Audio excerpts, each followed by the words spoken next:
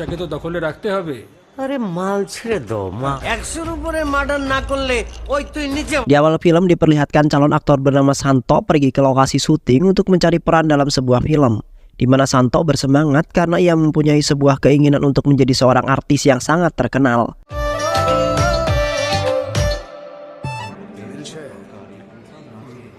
Dan di satu sisi juga Santo adalah seorang anak yatim piatu yang hidup seorang diri dan memiliki tekad yang sangat tinggi agar masa depannya menjadi sangat indah.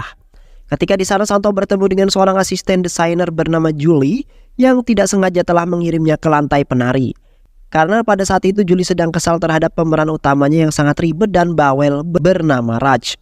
Raj selalu saja menghina ataupun menilai jelek jikalau apa yang mereka lakukan tidak sesuai dengan kemauan dirinya.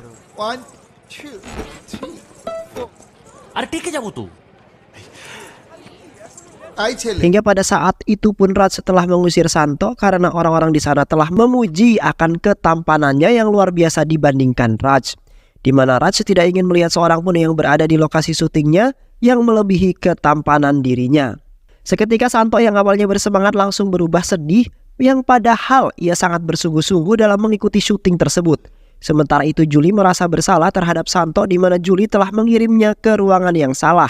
Sehingga pada saat itu pun Santo langsung dikeluarkan oleh Raj. Yang kemudian Julie pun mengatakan bahwa ia akan membantu Santo agar diterima kembali menjadi aktor dalam film tersebut. Sontak Santo pun merasa sangat senang karena impian yang sudah lama ia inginkan akhirnya dapat terwujud juga.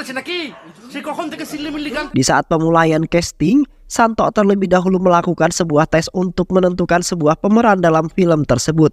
Akhirnya Santo pun lulus tes kemudian langsung memerankan sebuah film pendek dan menjadi seorang pemain latar belakang, di mana telah membuat Santo kelelahan dan seperti tidak menikmati perannya tersebut. Dan ketika syuting telah berakhir, Santo kemudian mengeluh kepada Julie mengenai peran yang tidak ia sukai itu, karena peran tersebut tidak terlalu mencolok terhadap penonton sekaligus tidak membuat Santo seketika terkenal. Sontak Julie pun tertawa karena sikap Santo yang sangat lucu di mana karena ia ingin menjadi langsung terkenal. Yang padahal semua artis-artis terkenal sebelumnya telah menjadi pemain latar belakang terlebih dahulu. Julie kemudian mengatakan bahwa ia akan selalu menuntun Santo sampai menjadi seorang artis yang terkenal. Karena Julie sangat bangga terhadap Santo yang memiliki tekad yang sangat kuat untuk mewujudkan impiannya tersebut. Ketika Santo dan Julie sedang melihat Raj melakukan syuting bersama beberapa preman, seketika Santo berkeinginan menjadi seorang pemeran pertama yang pastinya akan menjadi sorotan para penonton. Santo kemudian meminta kepada Julie untuk mengabulkan permintaan itu karena Santo sangat sekali menginginkan hal tersebut. Sementara itu di tengah-tengah adegan, Raj yang dengan beberapa preman tersebut malah bertengkar yang kemudian membuat sutradara Rocky dan Julie menjadi kewalahan untuk melerai pertikaian tersebut. Alhasil Santo pun turun tangan dengan terpaksa karena suasana kini tidak terkontrol yang membuat syuting menjadi sangat kacau. Santo kemudian menghajar preman-preman itu hingga kewalahan dan tidak berani lagi untuk melawan Santo yang terlihat sangat gagah perkasa. Santo sangat tidak ingin melihat dunia perfilman telah dirusak oleh orang-orang yang tidak memiliki potensi dalam berakting. Yang akhirnya para preman itu pun meninggalkan tempat tersebut. Sementara itu Rocky sangat tertarik dengan gaya pertarungannya Santo yang sangat luar biasa tersebut, di mana Rocky berniatan ingin memasukkan Santo dalam film terbarunya. Di samping itu juga Santo dan Julie telah menyelamatkan seorang ibu hamil yang merupakan tetangga rumahnya. Yang pada saat itu Santo dengan sigap membantu ibu hamil tersebut sampai ke rumah sakit dengan selamat. Sampai-sampai Santo juga berusaha mencari pendonor darah bagi Bumil tersebut karena ia tidak ingin melihat Bumil itu celaka. Yang akhirnya Bumil tersebut pun melahirkan seorang bayi dengan selamat. Yang kemudian mereka semua memuji Santo yang telah mereka anggap sebagai pahlawan kompleknya. Namun tidak hanya itu saja, Rocky yang berada di sana pun telah memuji Santo yang ternyata mempunyai bakat yang terpendam dalam dunia perfilman. Rocky kemudian mengatakan bahwa ia akan mewujudkan impian Santo dengan memberinya sebuah peran menjadi seorang penjahat dalam film terbarunya. Dan pada saat itu pun, Santo akhirnya menjadi kebanggaan semua orang di kompleknya.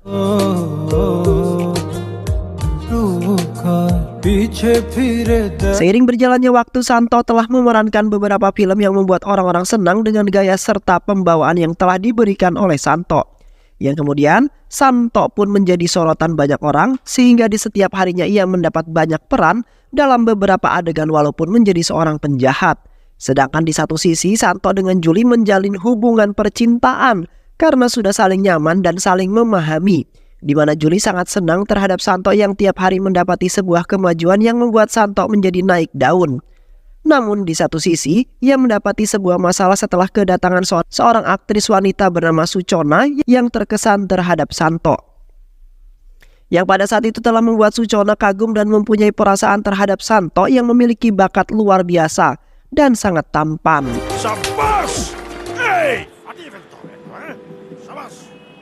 Yang kemudian membuat Julie menjadi cemburu, lalu meminta kepada Santo agar menjauhi Suchona yang telah mengagumi Santo. Dan pastinya Suchona memiliki perasaan terhadap Santo yang ia anggap menjadi pria yang sangat luar biasa. Di saat pemutaran film Santo dimulai, di saat itu sangat ramai sekali orang-orang kompleknya yang ikut menyaksikan filmnya Santo, di mana mereka ingin melihat Santo yang memiliki bakat yang terpendam dalam dunia perfilman. Dan pastinya film tersebut nampak sangat luar biasa, sedangkan Santo dan Julie nampak bangga karena filmnya akhirnya dirilis dan telah ditonton oleh banyak orang. Namun, di saat pemutaran film Santo nampak gelisah karena di setiap adegan tidak terdapat Santo, yang kemudian membuat orang-orang menjadi kecewa dengan Santo, yang padahal mereka sudah rela mengeluarkan uang yang sangat banyak hanya ingin menonton film yang telah diperankan oleh Santo. Dan ternyata pemotongan film tersebut telah diatur oleh Suchona yang beranggapan bahwa Santo sangat mirip dengan Tufan, yang akhirnya Santo pun merasa putus asa karena sudah malu di hadapan orang-orang yang sudah mempercayai dirinya.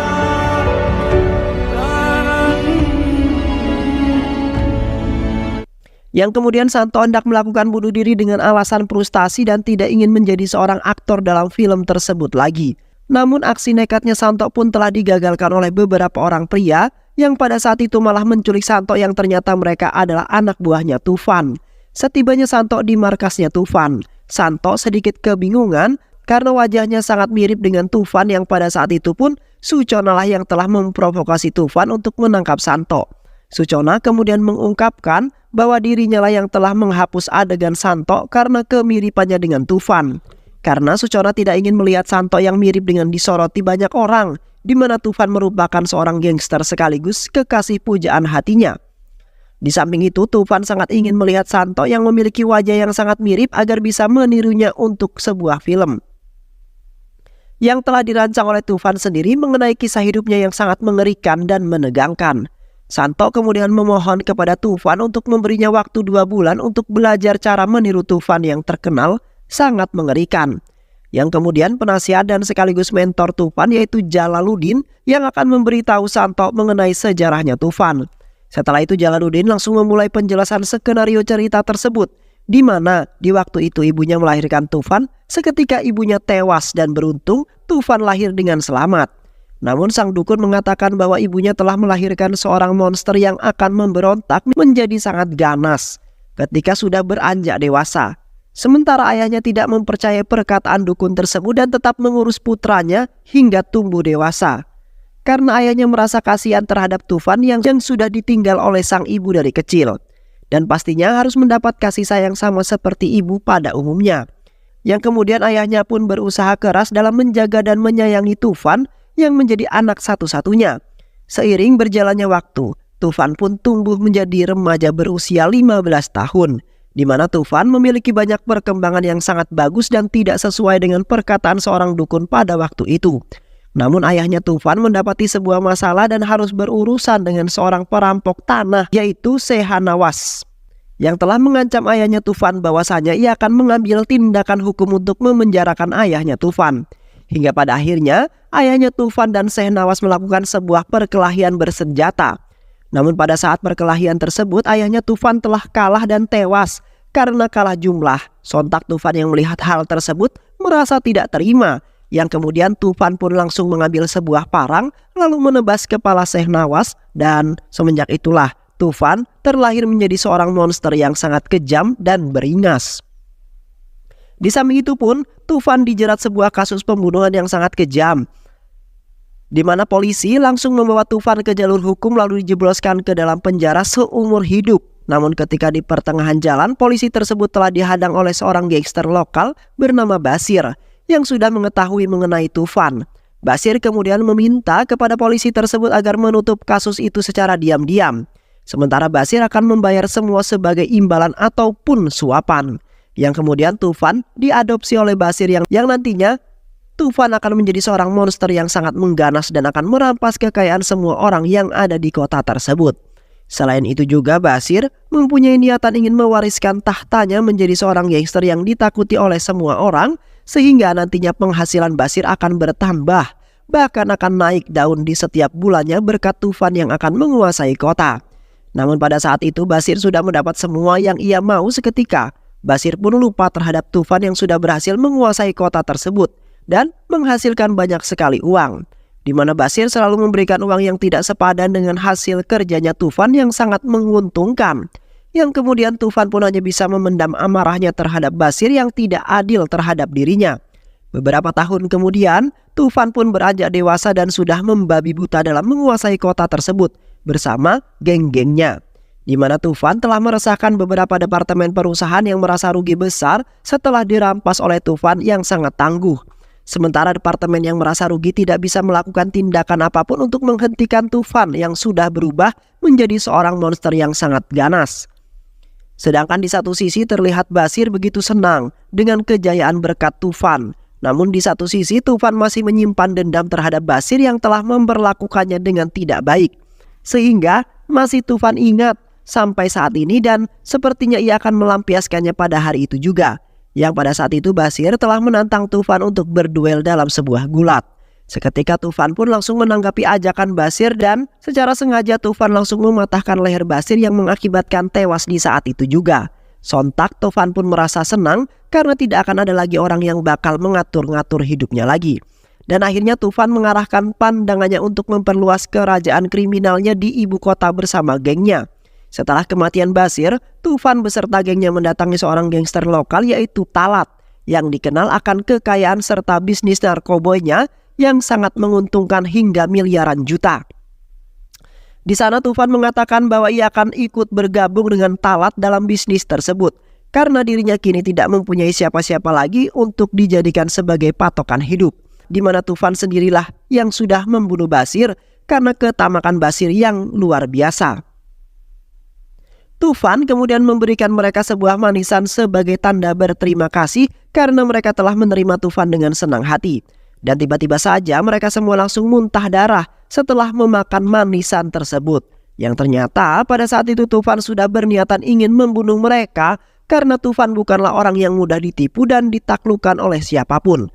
Tufan kemudian menembak mereka semua hingga tewas.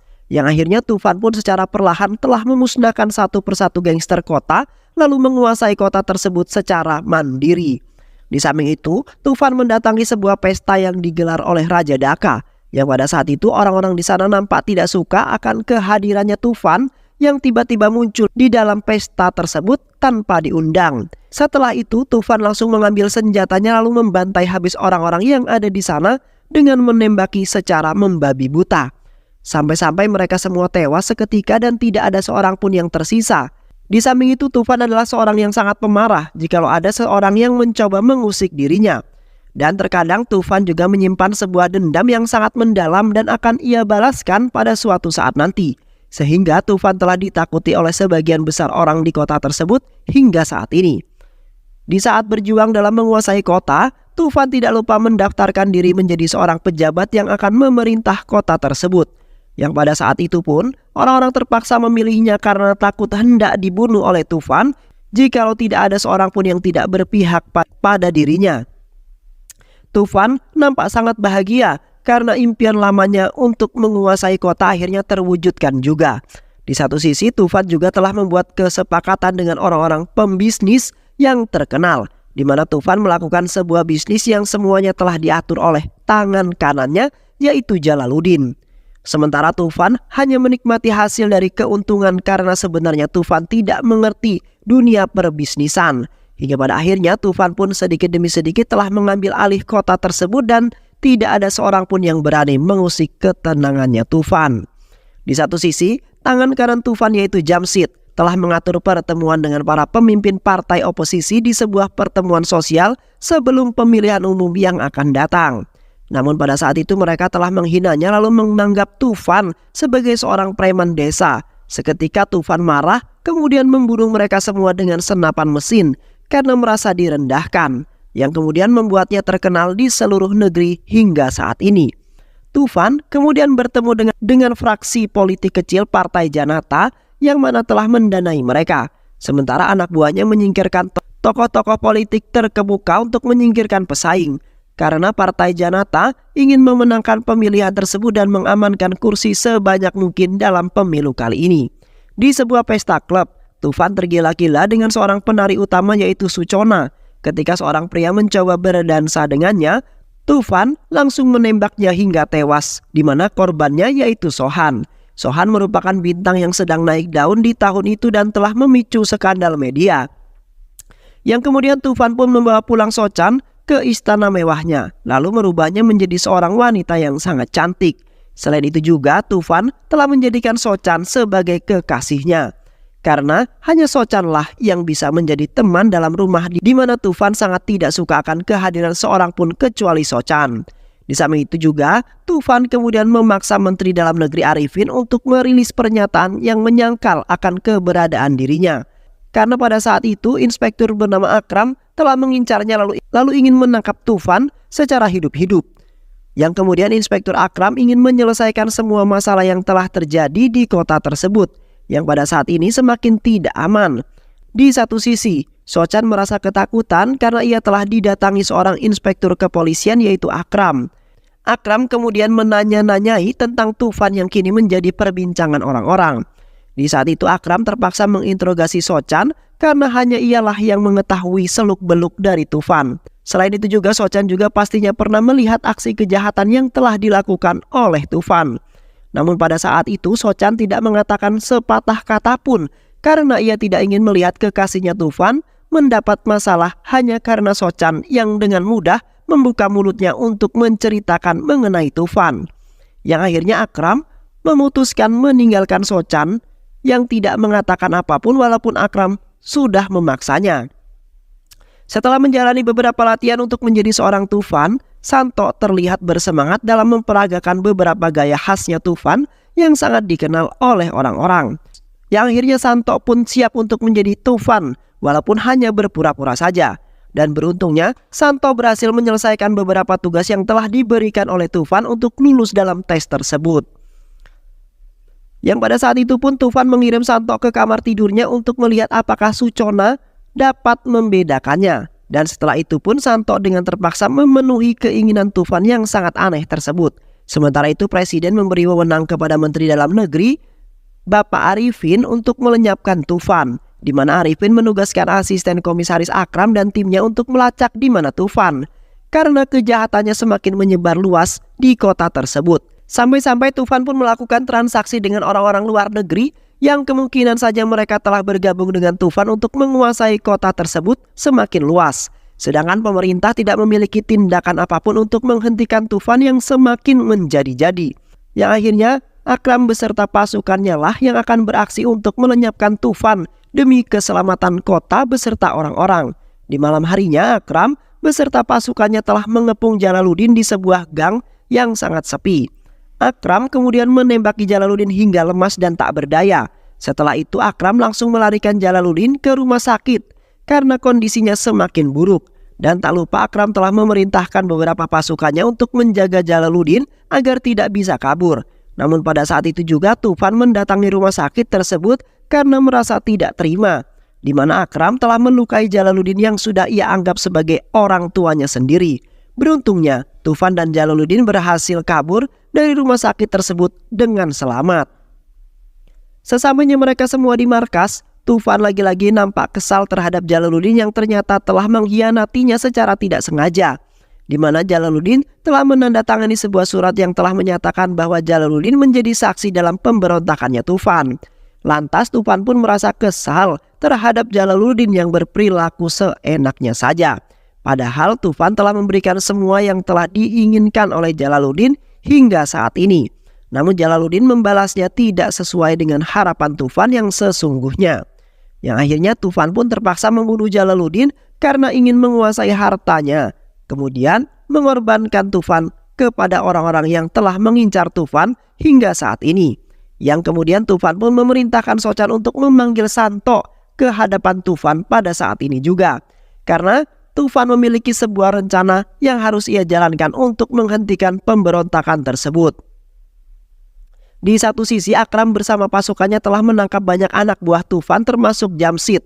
Selain itu juga Akram telah menangkap beberapa antek-antek Tufan yang sedang melakukan transaksi ilegalnya, di mana Akram ingin membuat Tufan semakin panas dan melakukan penyerangan balik karena merasa tertekan. Sedangkan di satu sisi Tufan terlihat begitu panas dengan apa yang telah dilakukan oleh Akram terhadap dirinya. Kini Tufan tidak memiliki rencana cadangan untuk menghabisi Akram yang semakin bersemangat dalam memburu Tufan. Yang kemudian Tufan pun memutuskan untuk mengorbankan Santo sebagai gantinya, karena hanya Santo lah harapan besar yang pastinya dengan isu mengenai kematian Tufan yang ternyata adalah Santo akan menyebabkan dunia maya gempar dan menjadi perbincangan orang-orang. Dan setelah itu pun Tufan mengandalkan Sochan dalam rencana tersebut. Keesokan harinya, Tufan pun langsung meluncurkan aksinya dengan mengandalkan Santo sebagai umpannya. Tufan kemudian memerintahkan Santo mendatangi ruang pertemuan bersama orang-orang pembisnis. Sedangkan Tufan melakukan aksi melarikan diri hanya sementara waktu agar isu tentang kematian dirinya beredar di mana-mana. Santo kemudian langsung bergegas untuk menghadiri acara tersebut, sementara Sochan telah memberitahu Akram mengenai tujuan Santo yang menyamar sebagai Tufan, yang pada akhirnya Akram pun menghadang mobil Santo di pertengahan jalan.